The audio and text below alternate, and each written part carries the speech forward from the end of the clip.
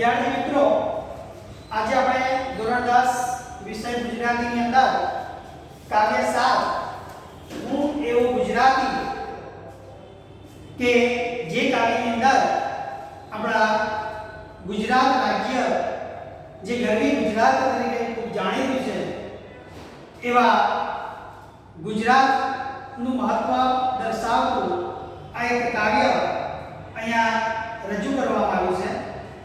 કાવ્યના કવિ છે વિનોદ જોશી। એમનો જન્મ 13 ઓગસ્ટ 1955 ના રોજ એમનો જન્મ થયો છે। વિનોદ હરગોવિંદદાસ જોશીનું વતન બોટાદ છે। તેઓ બોટાદના વતની છે। તેઓ ભાવનગર યુનિવર્સિટીમાં ભાષા ભવનના પ્રાધ્યાપક અને અધ્યક્ષ તરીકે કાર્યરત છે। હાલ પણ તેઓ આ ભાવનગર યુનિવર્સિટીની અંદર સેવા આપી રહ્યા છે। ગીત, દીર્ઘકાવ્ય અને વિવેચનમાં તેમનું વિશેષ પ્રદાન છે। એટલે કે એમણે ગીતો ઘણા બધા લખ્યા છે। વિનોદ જોશી એ ગીતકાર તરીકે ગીતોની રચના માટે ખૂબ જાણીતા છે। સાથે સાથે દીર્ઘકાવ્ય પણ એમણે રચ્યા છે, વિવેચનો પણ એમણે કર્યા છે અને એ રીતે ગુજરાતી સાહિત્યની અંદર વિનોદ જોશીનું ઘણું બધું મોટું યોગદાન રહેલું છે। ઝાલર વાગે જૂઠડી શિખંડી તુંડીલ તુંડિકા એના મહત્વના કાવ્ય સંગ્રહ છે। એમણે 3 કાવ્ય સંગ્રહ આપ્યા છે। ઝાલર વાગે જૂઠડી, શિખંડી અને તુંડીલ તુંડિકા એ એમના 3 મહત્વના કાવ્ય સંગ્રહો છે। અભિપ્રેત, નિવેશ, રેડિયો નાટક સ્વરૂપ સિદ્ધાંત, સોનેટ એ તેમના વિવેચન ગ્રંથો છે। એમણે જે વિવેચનો કર્યા છે એ એમના અલગ અલગ ગ્રંથોની અંદર એ રજૂ થયેલા છે। તેમને ગુજરાતી સાહિત્ય અકાદમીના પુરસ્કારો અને ગુજરાત રાજ્યનો સાહિત્ય ગૌરવ એવોર્ડ એ પણ આ વિનોદ જોશીને એનાયત થયો છે। એટલે કે ગુજરાતી સાહિત્યની અંદર આ જે કવિ છે વિનોદ જોશી એમનું ઘણું બધું મોટું યોગદાન છે। પ્રસ્તુતિ જે કાવ્ય છે કે હું એવો ગુજરાતી, કાવ્યના શીર્ષકમાં જ ગુજરાત માટે કવિને ગૌરવ હોય, પોતે ગુજરાતમાં જન્મ્યા છે એનું પોતે એક આગવું મહત્વ ધરાવે છે, પોતે ગૌરવ અનુભવે છે એ વાત આ કાવ્યમાં કરે છે। ગુજરાતના મહિમાનું વર્ણન કરતા કાવ્યમાં આ એક વિશિષ્ટ કાવ્ય છે। ગુજરાતી હોવાના ગૌરવથી ગીત રચનાની શરૂઆત થાય છે। પોતે ગુજરાતી છે એ વાતથી આ ગીતની ગૌરવ અનુભવે છે અને આ ગીતની શરૂઆત એ ગૌરવ સાથે કરવામાં આવે છે। પ્રકૃતિએ સર્વ વિશેષતાઓથી ગુજરાતને રડિયાતું કર્યું છે। કુદરતી રીતે આપણું ગુજરાત રાજ્ય એ ભારત દેશની અંદર કે જે સ્થાન ધરાવે છે એ સ્થાન બહુ જ ભૌગોલિક દ્રષ્ટિથી બહુ જ મહત્વનું છે। આપણને પ્રાકૃતિક સરસ મજાનું સૌંદર્ય મળ્યું છે અને ગુજરાત એ બીજા રાજ્યો કરતાં ખૂબ જ રડિયાતું બનેલું છે। આ ગુજરાતની અંદર નદીઓ, પહાડો, રણ, જંગલ અને સમુદ્ર બધું જ મળ્યું છે। જે પ્રાકૃતિક સૌંદર્ય આપણને મળવા જોઈએ, જે પ્રકૃતિના આપણને લાભ મળવો જોઈએ, નદીઓ પણ મળી છે। સાબરમતી, નર્મદા, તાપી, મહી ઘણી બધી નદીઓ એ ગુજરાતને મળેલી છે। સાથે સાથે પર્વતો, પહાડો પણ કે ભાઈ સૌથી મોટો ગુજરાતનો પર્વત જે ગિરનાર, પાવાગઢ, અંબાજી જે ડુંગર છે, અરવલ્લીના ડુંગરો એ બધા આપણને ડુંગરો મળ્યા છે। સાથે સાથે રણ પ્રદેશ, કચ્છનું રણ જે રણની પણ એક વિશિષ્ટતા રહેલી છે। જંગલ અને સમુદ્ર બધું જ મળ્યું છે। જંગલો પણ મળ્યા છે અને સાથે સાથે સમુદ્ર કે 1600 કિલોમીટરનો સૌથી લાંબો દરિયા કિનારો ગુજરાતને મળ્યો છે। સૌથી વધારે 1600 કિલોમીટરનો દરિયા કિનારો આ ગુજરાતને મળ્યો છે। આ બધું જ ગુજરાતને મળ્યું છે। એ કારણે ગુજરાતની પ્રજાનું ખમીર ખીલી ઉઠ્યું છે। અહીં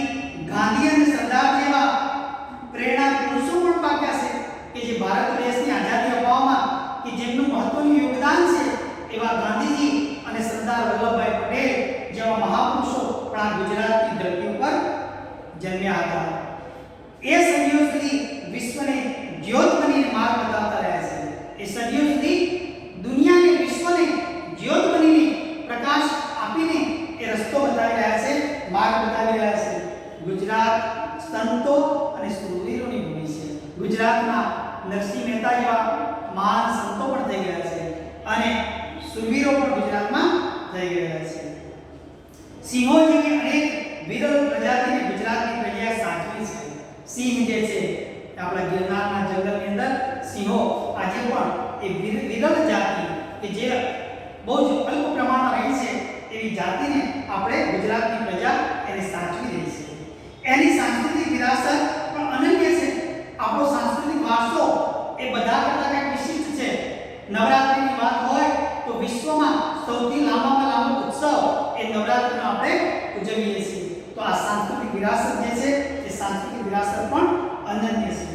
આ બધું જ હોવા છતાં ગુજરાતી હોવાનો પ્રાદેશિક અભિમાન નહીં પણ ભારત માતાના અંશ હોવાના ગૌરવ સાથે અહીંયા ગીત ગીર્યું છે કે પોતે ગુજરાતી હોવાનું એક પ્રાદેશિક અભિમાન ન કરતા આપણે પ્રદેશના અલગ અલગ રાજ્યોના વાડા નથી પાડતા, વિભાજન નથી કરતા, પણ એક ભારત માતાનો એક અંશ છે.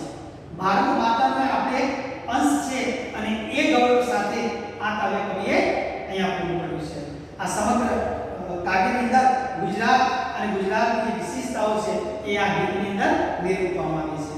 હવે આપણે પહેલા આ હું એવું ગુજરાતી કાવ્યનો આપણે પઠન કરીશું. કાવ્યનો પ્રકાર છે ગીત કાવ્ય. કયો પ્રકાર છે? ગીત કાવ્ય. આપણે એકમ કસોટી જે પૂછવાની છે એકમ કસોટીની અંદર પહેલા જ અમુક પ્રશ્નો પૂછાશે કે કોઈ પણ પાઠ હોય તો પાઠના લેખક કોણ, એ પાઠનો પ્રકાર કયો છે, એ પાઠ કયા પુસ્તકમાંથી લેવામાં આવ્યો છે, અને એ જ રીતે કાવ્ય હોય તો કાવ્યના કવિ કોણ, એ કાવ્યનો પ્રકાર કયો, એ કાવ્ય કયા કાવ્યખંડ કાવ્ય સંગ્રહમાંથી લેવામાં આવ્યો છે, આવા પ્રશ્નો આપણને પૂછાશે. તો આપણે એની પણ ધ્યાન રાખવાનું. એક સરસ મજાનો ચોપડાની અંદર એક કોઠો બનાવવાનો અને એમાં આના પાડીને દરેક પાઠનો પ્રકાર, પાઠ કયા પુસ્તકમાંથી લીધો છે તે, એના લેખક કોણ, એ લેખકનું નામ કયું, આ બધી માહિતી આપણે એકત્રિત કરવાની. અહીંયા કાવ્યનું વર્ણન કરીએ. હું એવો ગુજરાતી, કવિ કહે છે હું એવો ગુજરાતી જેની હું ગુજરાતી એ જ વાતથી ગજગજ ફૂલે છાતી. કવિ કહે છે હું એવો ગુજરાતી જેની હું ગુજરાતી એ જ વાતથી ગજગજ ફૂલે છાતી. અંગે અંગ વહે નર્મદા, અંગે અંગ વહે નર્મદા, શ્વાસોમાં મહીસાગર, શ્વાસોમાં મહીસાગર. અરવલ્લીનો પિંડ પ્રાણોમાં ધબકે છે રત્નાકર, પ્રાણોમાં ધબકે છે રત્નાકર. હું સાવજની ત્રાળ, હું જ ગરવી ભાષા લચકાતી, હું જ ગરવી ભાષા લચકાતી. હું એવો ગુજરાતી જેની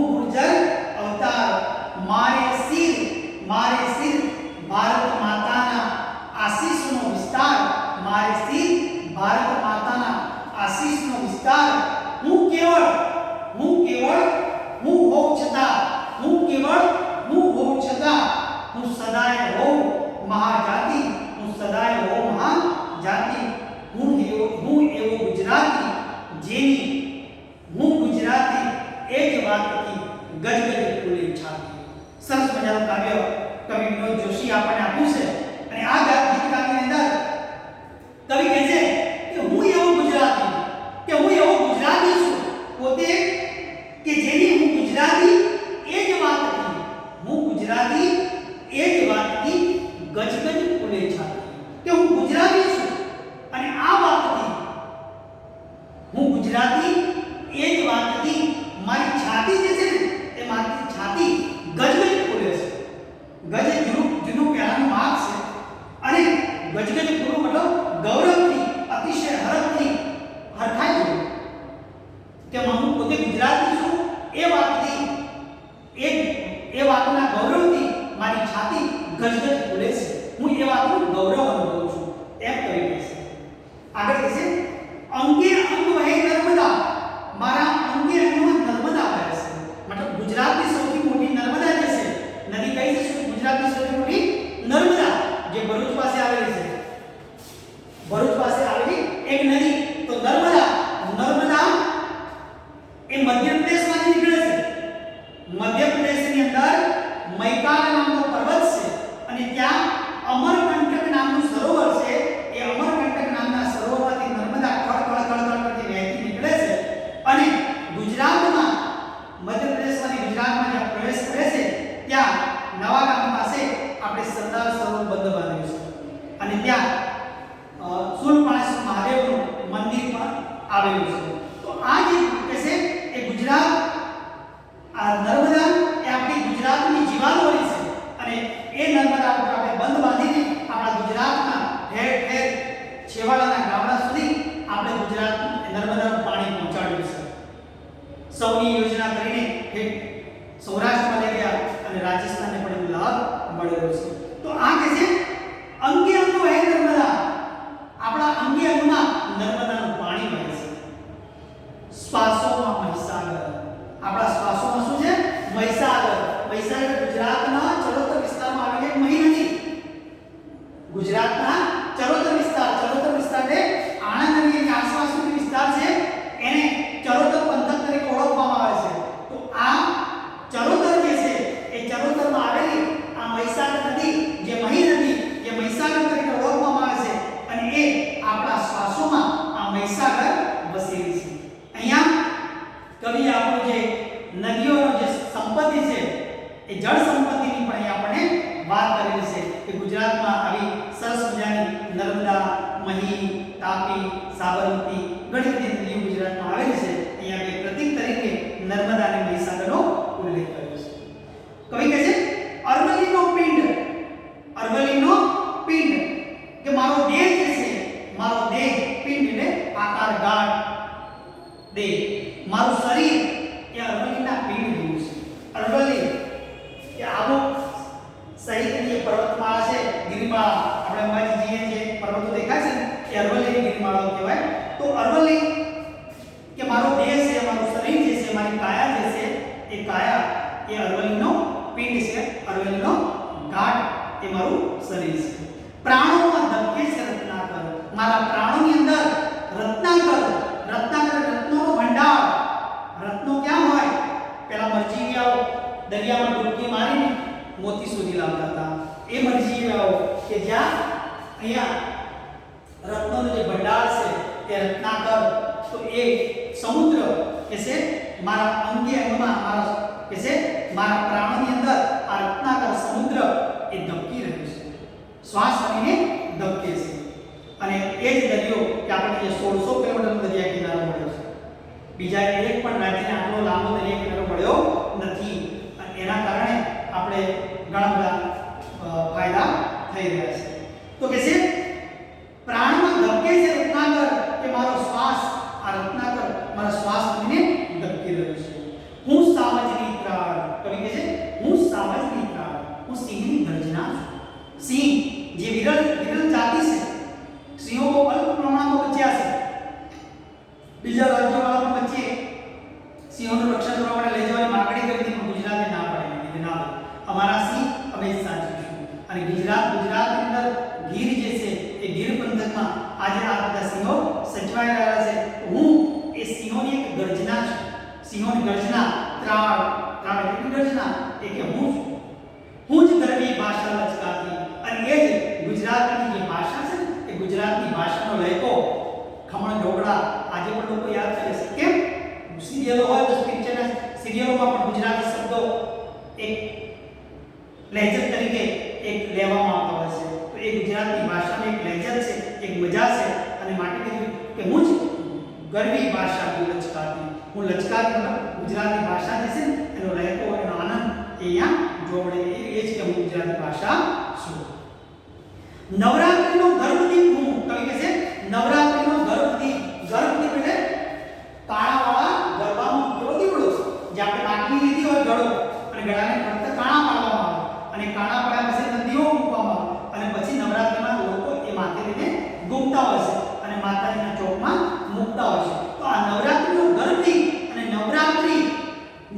નવરાત્રીનો સમૂહ નવરાત્રીનો સમૂહ જેમાં પહેલું પદ સંખ્યાવાચક હોય એને દ્વિગુ સમાસ કહેવાય કેવું કહેવાય પહેલો શબ્દ સંખ્યાવાચક હોય એ સમાસને દ્વિગુ સમાસ કહેવાય કે પંચરત્ન તો પાંચ રત્નોનો સમૂહ પંચમુખ પાંચ મુખનો સમૂહ ત્રિમૂર્તિ તો ત્રણ મૂર્તિનો સમૂહ તો આ બધા શબ્દોની અંદર પહેલો શબ્દ સંખ્યા આવે તો આંખો બંધ કરીને તમારે દ્વિગુ સમાસ લખવાનો એ જ રીતે નર્મદા આગળ વાત થઈ તો નર્મદા તો નર્મ એટલે આનંદ અને દા એટલે દાત્રી નર્મ એટલે આનંદ અને દા એટલે દાત્રી જેમાં બીજું પદ એ ક્રિયા ધાતુ પરથી બનેલું હોય એને ઉપપદ કહેવાય તો અહીંયા દા એટલે દાત્રી આપનાર નાર પ્રત્યય જેમાં લાગ્યો હોય પાછળ એ બધા ઉપપદ સમાસ આવે તો અહીંયા કે છે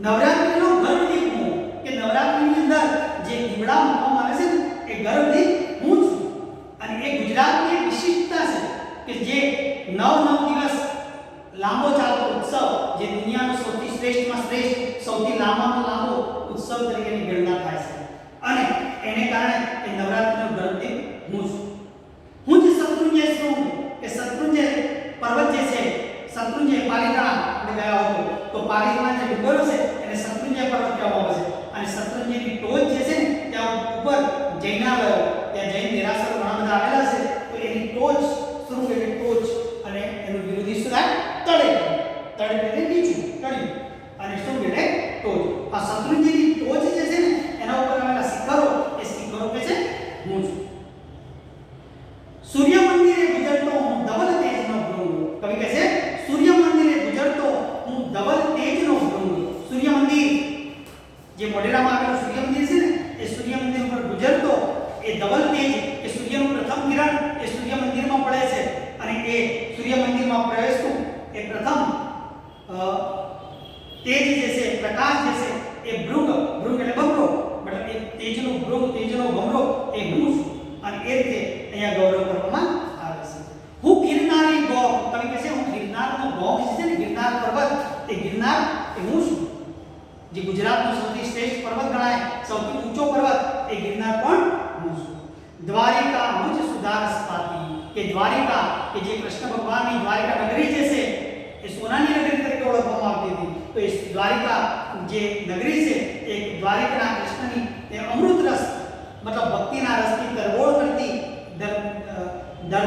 પ્રેમ ભક્તિના રસ પાતી કે હું એ દ્વારિકા નગરી છું દુહા છંદની ગુરમજટ દુહાની છંદ એ ગુજરાતની એક આગવી વિશિષ્ટતા છે કે દુહાની છંદ જે છે એની રમઝટ કે ગુજરાતની અંદર ઘણા બધા ડાયરા ચાલતા હોય અને એમાં જો દુહા છંદનો ઉપયોગ ન કરવામાં આવે તો એ ડાયરાનો જે મજા આવી જોઈએ એ મજા આવે નહીં તો આ દુહા છંદની જે રમઝટ છે એ રમઝટ પણ કહેવાય કે છે હું છું હું ભગવું જ્ઞાન કે હું ભગવું એટલે ભગવા કપડા ભગવો એટલે જે ભગવા રંગના કેસરી રંગના જે કપડા પહેર્યા હોય આપણા સાધુ સંતો જે બાવા કહીએ છીએ આપણે એ બાવા એક ભગવા કપડા પહેરેલા જે ધ્યાન ધરે છે એ ધ્યાન પણ કે છે હું છું મીરાની કરતાલ હું જ મીરાની કરતાલ મીરા જે છે એ મીરા મેવાડમાંથી રાજસ્થાનમાંથી આપણા ગુજરાતની અંદર આવીને વસેલા તો એ મીરાની કરતાલ એના કાસી જોડા એ કહે છે હું છું હું નિત્ય એક આખ્યાન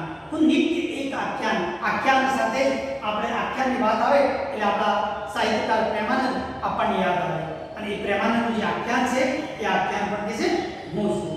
આખ્યાન મતલબ એ મધ્યકાલીન સમયનો એક કાવ્યનો પ્રકાર છે, એ પણ કે છે હું છું.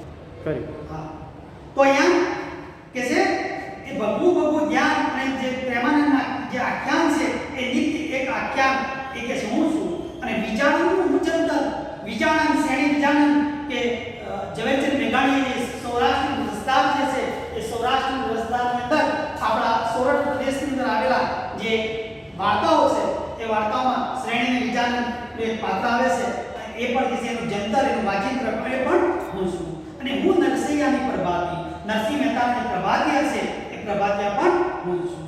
હું ગાંધીનું મૌન, ગાંધીજીએ મૌન રહીને આ ભારત દેશને જે આઝાદી અપાવવાનું કામ કર્યું છે એ મૌન પણ હું છું. અને હું જ સરદાર કણી હા, એક બાજુ ગાંધીજી મૌન ચૂપ રહેવાવાળા છે, શાંતિ ના દૂત છે, જ્યારે સરદાર પટેલ એ હાથ કરીને આપણા ભારત દેશના જે રજવાડાઓ હતા એ રજવાડાઓને ભારતીય ગણતંત્રમાં ભેળવી દીધા. તો એ સરદારની હાથ પણ હું જ છું. હું જ સત્યનું આયુધ, સત્યનું આયુધ, આયુધ અને શસ્ત્ર, હથિયાર, એ હથિયાર પણ કે છે સત્યનું હથિયાર પણ હું જ છું. જેની દિગંતમાં ધાક, જેની દિગંત મતલબ ચારે દિશાઓ અને આકાશ પાતાળ આ બધી દિશાઓમાં, દસે દિશાઓમાં કે જેની ધાક છે, જેની એક ધાક છે એ હું છું. હું સંતોનું સૌમ્ય સ્મિત, આ ભારત દેશમાં જે જુદા જુદા ગુજરાતના સંતો થઈ ગયા છે એ સંતોનું સૌમ્ય સ્મિત કે જલારામ બાપા, ગજાનનદાસ બાપા આજે બધા થઈ ગયા છે સંતો, એ સંતોનું સૌમ્ય અને શાંત સ્મિત પણ હું જ છું. તલવાર સુરની તાતી અને સુરવીરની તીક્ષ્ણ તલવારો પણ કે છે હું જ છું. હું મારી માટીનો જાયો, કવિ કહે છે હું ગુજરાતની ધરતીનો રત્ન છું, આ ધરતીનો પુત્ર છું અને એ ગુર્જર અવતાર, હું એ ગુજરાતમાં જન્મ ધારણ કર્યો છું, એ જન્મે હું ગુજરાતી છું. મારે સિર ભારત માતાના આશીષનો વિસ્તાર, અને મારા માસિર એટલે મારા મસ્તક ઉપર ભારત માતાના આશીષનો વિસ્તાર. ભારત માતા જે છે આપણો ભારત, અખંડ ભારત, એ અખંડ ભારતને આપણે ભારત માતાનું સ્વરૂપ આપ્યું છે અને ભારત માતાના આશીષ એ આપણા ઉપર, એના આશીર્વાદ અને કૃપા હર હંમેશ વસેલી છે.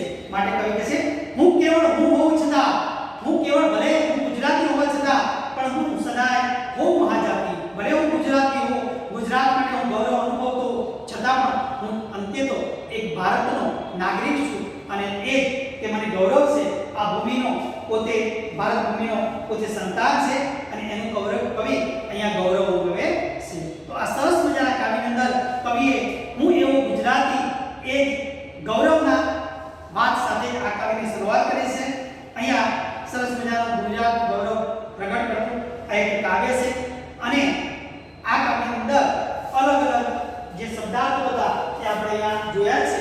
સાથે સાથે નર્મદા તો ભરૂચ પાસે આવેલી એક નદી, મહીસાગર તો ગુજરાતના ચરોતર વિસ્તારમાં આવેલી મહી નદી, અરવલ્લી તો આબુ સહિતની પર્વતમાળા, પિંડ, શરીર, દેહ, આકાર, પ્રાણ, શ્વાસ, ધબકપુર, રત્નાકર, રત્નોના સાગર, દરિયા, સમુદ્ર, સૂર્ય, સુરભી અને આના વિરોધી શબ્દો છે. આ બધા તમે એક નોટમાં સરસ રીતે લખી લેજો અને કાવ્યને બરાબર એક બે વખત વાંચી અને ફરીથી સમજવા પ્રયત્ન કરજો.